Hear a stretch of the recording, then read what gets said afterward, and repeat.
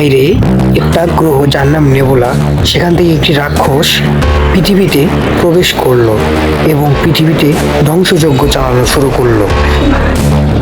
আমি এই পৃথিবীবাসীকে ছাড়বো না, সবাইকে শেষ করে দেব।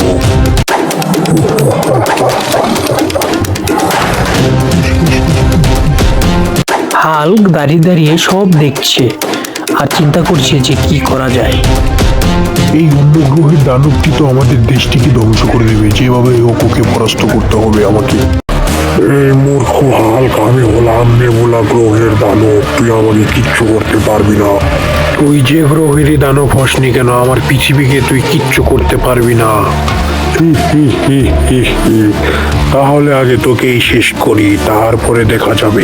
আয় তাহলে দেখি কার কত শক্তি, তোকে আজকে শেষ করিনি। আয় তাহলে।